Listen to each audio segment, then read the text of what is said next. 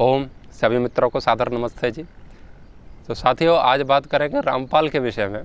ये एक बहुत बड़े महाराज हैं। इनके जो चेले चपाटे हैं वे ट्विटर पर निवास करते हैं और रोज़ ट्रेंड कराते रहते हैं सतलोक आश्रम। और इसी सतलोक आश्रम को मीडिया वालों ने सेक्स लोक आश्रम कहा था। लेकिन ये कहते हैं मीडिया बिक चुकी है, ये तुम जहन्नुम में जाओगे, तुम ये नरक में सड़ोगे गलोगे। जो रामपाल महाराज की बुराई करेगा वो नरक में उल्टा लटकाया जाएगा, ऐसा इनके चेले कहते हैं। तो वहाँ उल्टा लटका दो नरक में, लोगों को तेल की कढ़ाई में फ्राई करो उनको। अब इंसान है कि पकौड़ा पता नहीं, समझ में नहीं आता। समाज में तेल की कमी है, देश में तेल की कमी है, और वहाँ पर नरक में लोग पकौड़े की तरह तले जा रहे हैं। और यही महाराज कहते हैं कि गीता के अनुसार चलो, यही कहते हैं वेद के अनुसार चलो। और गीता में उसमें ये ऐसे नरक का तो कोई सिस्टम ही नहीं है। गीता में तो कहा है कि आत्मा चली जाती है, शरीर यहाँ रह जाता है। तो जब नरक है ही नहीं वहाँ पर फ्राई किसको किया जाता है पता नहीं। ये तो रामपाल के चेले ही जाने। बहुत बड़ा गुरुडम इनके द्वारा फैलाया जा रहा है। और अभी इनका जो मास्टरमाइंड था, जो एक गुंडा कहें उसको, एक विलेन कहें, वो तो जेल में है, रामपाल महाराज। और अभी उनके चेले यहाँ पर गंदगी फैला रहे हैं समाज में। उनका कहना है कि पूर्ण परमात्मा तो कबीर थे और उनका अवतार है रामपाल महाराज। प्रमाण क्या है? प्रमाण ये है कि यजुर्वेद में लिखा है। यजुर्वेद में कहाँ लिखा है? यजुर्वेद के 40वें अध्याय के 8वें मंत्र में लिखा है। मंत्र क्या है? सपरेगाक्षु क्रम कायम अव्रणम अस्नाविरम शुद्धम अपाप विद्धम कबीर मनीषी परिभू स्वयंभू। और आगे भी है, तो यहाँ पर कबीर मनीषी आ गया। कबीर मनीषी देखो मिल गया ना कवि। तो पहली बात, कबीर और कबीर में अंतर है, पहली बात। और फिर वहाँ लिखा क्या है? कबीर मनीषी। कबीर मनीषी, कवि ही धन मनीषी करेंगे उसको तो कबीर मनीषी हो जाता है। संधि विच्छेद है तो वहाँ संधि करते हैं तो कबीर मनीषी हो जाता है। नहीं, उसको तोड़ेंगे तो कवि ही धन मनीषी, यानी कि परमात्मा का जो स्वरूप है वो परमात्मा कवि है और मनीषी है। वो अंतर की बात को भी जानने वाला है, और ये जो संसार है वो उसका काव्य है। तो परमात्मा सबसे बड़ा कवि भी है। तो कवि और मनीषी को जोड़ के साहब इन्होंने कर लिया कबीर मनीषी। तो रामपाल महाराज की ये बड़ी विचित्रता है। तो इसे कहते हैं लंगूर के हाथ में अंगूर, यानी वेद इनको पकड़ा के रखे जिनको वर्णोच्चारण शिक्षा भी नहीं आती। तो अब इनसे पूछते हैं आपको संस्कृत आती? तो वो कहते हैं जिसको संस्कृत नहीं आती, परमात्मा को संस्कृत की ज़रूरत क्या है? वो तो यथार्थ सीधे सीधे बोलते हैं। तो वो संस्कृत को तो हटा देते हैं, क्योंकि वो पढ़ेंगे तो दिमाग में जोर लगेगा, और दिमाग तो वहाँ पे है ही नहीं। लोगों को ठगने के लिए तो बहुत कुछ है, लेकिन जो सद्बुद्धि होती है वो तो वहाँ पे है नहीं। तो कबीर मनीषी वहाँ से लेकर के साहब अवतार घोषित कर दिया। पहली बात यह है कि सनातन धर्म में अवतार के लिए कोई स्थान ही नहीं है। कोई कल की अवतार की कल्पना करता है, और कोई साहब मोहम्मद साहब अंतिम नबी थे, उसके बाद कोई हो नहीं सकता, कोई कहता है। और वो तो रामपाल महाराज तो कहते हैं, ये आपको बुरी लग सकती है कि लगे तो लगे, सनातन धर्म में मैं फिर कह रहा हूँ अवतारवाद का कोई स्थान नहीं है। तो ये रामपाल महाराज कहाँ से अवतार आ गए, पहली बात। और ये फिर कहते हैं गीता के अनुसार चलो, वेद के अनुसार चलो। तो गीता और वेद में रामपाल के लिए कहाँ था, क्या लिखा था, पता नहीं।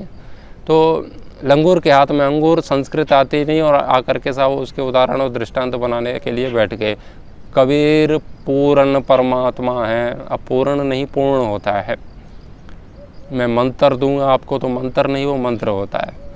तो अभी तो ये आर्य समाज के जो बहुत बड़े तपस्वी सन्यासी हुए आचार्य बलदेव जी, उनके कारण ये अभी जेल की यात्रा कर रहे हैं। तो जब ये जेल गए थे तो इनसे पूछा था मीडिया वालों ने कि आपके पीछे किसका हाथ है जेल भेजने में? तो उन्होंने कहा आर्य समाजियों के कारण मैं जेल में जा रहा हूँ। लेकिन इनके भक्त कहते हैं, क्योंकि भक्तों को अब तो अपने गुरु का बचाव करना है, अभी भी करेंगे, देख लेना। तो वो कहते हैं कि गुरुजी तो हमारे अपनी इच्छा से जेल गए हैं। वो जो भी करते हैं अपनी इच्छा से करते हैं, अपनी इच्छा से गुरुजी जेल गए हैं। अभी वहाँ बैठ के कोरोना फैला रहे हैं, क्योंकि वो समाज को दंड देने का अधिकार रामपाल को। तो आप बड़े भ्रम में हो भाई साहब कि चाइना से ये वायरस आया, वायरस फैलाया रामपाल महाराज ने जेल में बैठ करके। इनके भक्तों के अनुसार माने तो यही सत्य है, क्योंकि वो दुनिया को दंड दे रहे हैं, क्योंकि उन्होंने ये संसार ने पाप किया है, उसकी सज़ा देने का अधिकार रामपाल को है।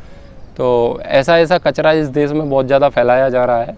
तो ये महाराज रामपाल महाराज सिंचाई विभाग में इंजीनियर रहे 18 वर्षों तक, तब इनको नहीं पता था कि ये परमात्मा है। अभी इनको अचानक से बोध हो गया कि ये परमात्मा है। उससे पहले बजरंगबली की पूजा करते थे, बजरंगबली ने इनको दर्शन नहीं दिए, तो फिर ये स्वयं भगवान बन गए। कहानी खत्म, न रहेगा बांस न बजेगा बांसड़ा।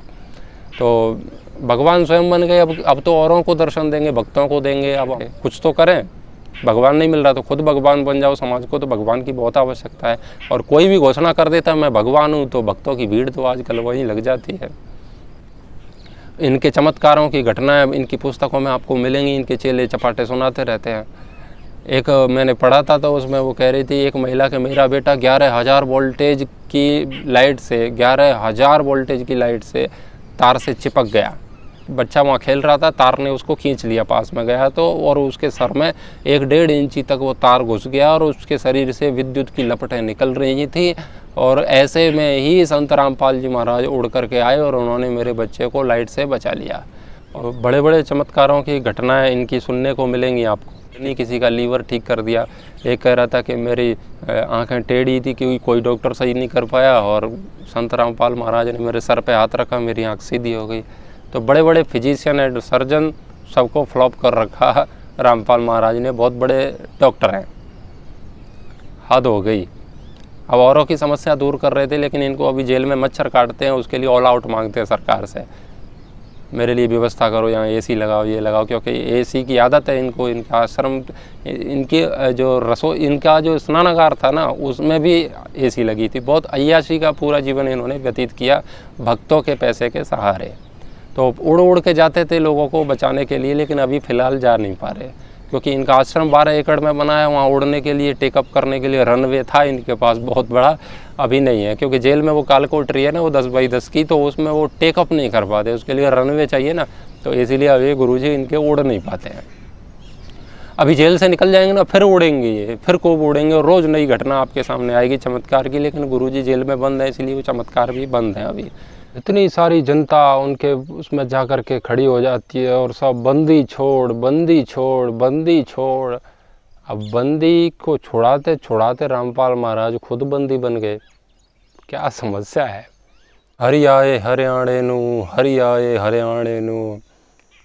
अब जो हरि हरियाणे में आए थे, वो अभी हरि जेल में बैठ कर के स्वयं हरि का जाप कर रहे हैं।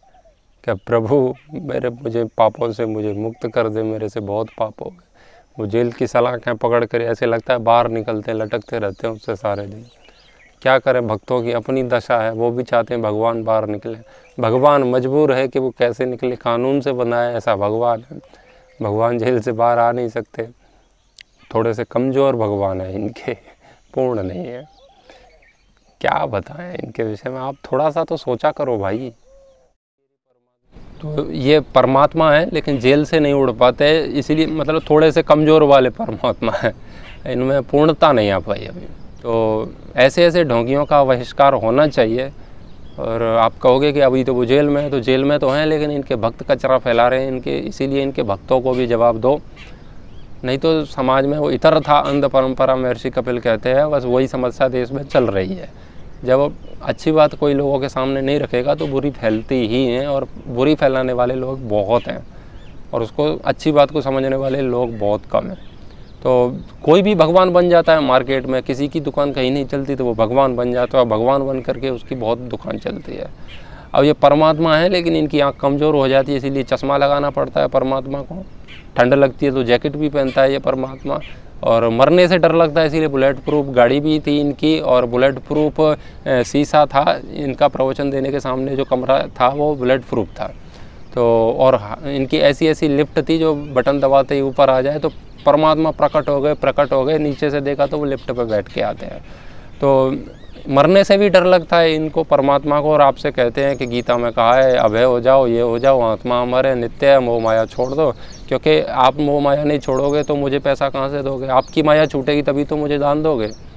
तो इसीलिए सामने वाले की माया छुड़ाना बहुत ज़रूरी होता है, जो इन्होंने छुड़ाने का पूरा प्रयास किया। वो अपने आश्रम में बहुत बड़े गुंडों को पाल रखा है इन्होंने। कई गुंडे थे जिसकी पुलिस से मुठभेड़ हुई और पुलिस पर उन्होंने पेट्रोल बम तक फेंके, तेजाब फेंका, पत्थर फेंके, गोलियां चलाईं, और 303 की इनके पास मैगज़ीन मिली। वहाँ पे कई सारे हथियार मिले इनके आश्रम में। तो सतलोक आश्रम था या टेररिस्ट आश्रम था। तो इतने हथियार तो टेररिस्टों के आश्रम में मिल सकते हैं, ISIS के अड्डे पर मिल सकते हैं, जो कि सतलज आश्रम में मिले। दूसरी बात, वहाँ पर प्रेगनेंसी किट की भी टेस्ट मिली, तो उसको सतलज आश्रम कहें या टेररिस्ट आश्रम कहें या सेक्स लोक आश्रम कहें, क्योंकि गर्भवती की जांच करना आश्रम में क्या मतलब है उसका, कोई चिकित्सालय तो वहाँ चलता नहीं है। तो इनके कमरे में ये सारी चीज़ें मिली वहाँ पर, तो सेक्स लोक आश्रम भी कहा था मीडिया वालों ने इनको। तो सेक्स लोक आश्रम, टेररिस्ट आश्रम, सतलोक आश्रम, सत्य का तो वहाँ कोई संबंध ही नहीं है, तो सतलोक तो काय का, तो नाम तो कुछ भी रख लो आश्रम का। तो पुलिस जब इनको पकड़ने के लिए गई, तो जब परमात्मा थे तो ये डर क्यों रहे थे, बिल में क्यों घुसे थे अपने में। पुलिस गोलियां चला रही है, JCB से दीवार को तोड़ा जा रहा है सामने से, और पूरी पुलिस फोर्स वहाँ पर, कमांडो तैनात हैं। सरकार का इतना पैसा खर्च हो रहा है और महाराज बिल से नहीं निकल रहे, लेकिन सरकार वहाँ जैसे तैसे दीवार तोड़ के और वहाँ पर पहुँची। तो वहाँ जैसे ही पुलिस पहुँची तो उनके कमरे में जा कर के गर्दन दबोच ली रामपाल महाराज की, फिर साहब सरेंडर हो गए। अब कह रहे हैं कि उनके वक्त के वो तो अपनी इच्छा से गए, तो इच्छा से गए तो वो पहले ही आ जाते। 3 दिन तक इतने लोगों की हत्याएं क्यों कराएं। कई सारी महिलाएं मर गईं, आर्य समाज के कुछ युवक भी उसमें मरे, और भी कई सारे लोग उसमें मरे थे। तो गोली कांड हो रहा है, तो इसको मतलब ISIS का अड्डा समझिए उसको, कोई सतलोक आश्रम कुछ नहीं है। तो आप समझिए इस बात को। इनके ऊपर दूध, इनके शरीर के ऊपर दूध डाला जा रहा है, कभी खीर बनाई जा रही है उसी दूध से, फिर उसी खीर को तुम लपर लपर करके चाट रहे हो उनके आश्रम में जा कर के। बुद्धि तो बेच का ही है, अपना तो दिमाग मस्तिष्क कभी लगाते ही नहीं है। तो पूर्ण परमात्मा है। ये औरों की बीमारियां दूर करते थे, लेकिन अभी इनको मच्छर काटते हैं, उसका इनके पास कोई उपाय नहीं। अभी इनके दांत में दर्द भी होता है, उनको इलाज भी चाहिए जेल में औरों के। क्योंकि फिलॉसफी क्या है, फिलॉसफी ये कि भक्तों के जो संकट होते हैं वो महाराज स्वयं पर ले लेते हैं। क्योंकि जब बीमारी आ जाती है तो क्या कहेंगे, बीमारी आएगी तो लोग यही प्रश्न करेंगे कि तुम औरों की किडनी लीवर ठीक कर रहे थे, तुम्हारे में समस्या आ गई। तो क्या उसका उत्तर है, उसके लिए नई घटना फिर ये बना के रखते हैं। उसके लिए रखते हैं कि तुम्हारे जो रोग दुख दूर किए थे उनको हमारे भगवान ने अपने आप पे ले लिया है, तो बच जाएंगे। तो तर्क तो कई सारे बनाते रहते हैं। भगवान भी बीमार हो रहा है, परमात्मा भी बीमार हो रहा है, बहुत बड़ी बड़ी समस्याएं हैं देश में।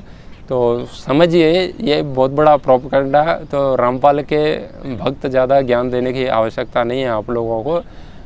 आप थोड़ा निकलिए मानसिकता से बाहर हो, सनातन धर्म की शरण में आइए। ये लोग कुछ भी बोलते रहते हैं और तुम कुछ भी मानते रहते हो। तो ये पाखंड से बाहर निकलने की हमें बहुत बड़ी आवश्यकता है। तो ये कोई अवतार नहीं है, ये इनकी एक साध्वी थी, उन्होंने इसका सारा पूरा काला चिट्ठा खोला था। 10 लाख रुपए का डिपॉजिट साध्वी के उसमें भर रखा था। तो इनके पास इतना पैसा कहाँ से आया साहब। ये पूजा पाठ कराते थे तो स्वर्ग में भेजने के लिए अलग से पूजा कराते थे, उसमें 1 लाख रुपए लेते थे उस पूजा के, यानी स्वर्ग की जो टिकट है वो 1 लाख रुपए में कटती थी। कमाल है, और लोग देखते भी हैं उनको। और इनके भक्त है ना, इतने पागल होते हैं, वो उनकी समझ में कुछ नहीं आता।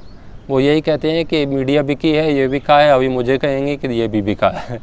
और एक चीज़ और है, सेक्युलरिज्म का बहुत तगड़ा प्रचार है। कोई नहीं, हिंदू मुस्लिम सिख ईसाई कुछ नहीं है, सब एक ही धर्म है, सब एक ही है। और वो तो कह रहे गीता और कुरान भी एक जैसी ही है, और गीता और कुरान की तुलना भी कर दी थी रामपाल ने। तो ये जिहादी है, इनको बाइकआउट होना चाहिए। वो तो अभी जेल में गए, प्रभु कृपा रहेगी तो जेल से बाहर आएंगे भी नहीं। और तब तक आप इनके भक्तों का उपचार करते रहो, क्योंकि ये भी बहुत ज़्यादा प्रचार करते रहते हैं। तो ऐसे लोगों के ट्रीटमेंट की आवश्यकता है। तो भगवान श्री राम और कृष्ण के हम मार्ग पर चलें और उनकी दी हुई शिक्षाएं, वेद की शिक्षाएं, दर्शन उपनिषद की शिक्षाओं को जीवन में धारण करें, उसी से जीवन में शांति आ सकती है। तो ऐसे गुरु घंटालों से दूर रहें तो अच्छा है, नहीं तो अपना तो सत्यानाश करोगे ही, फिर उनकी बातों का प्रचार करके और निर्दोष हैं उनका भी सत्यानाश करोगे। तो आप सभी ने मेरी बात को इतनी शांति से सुना, आप सभी का बहुत बहुत धन्यवाद। ओम शांति।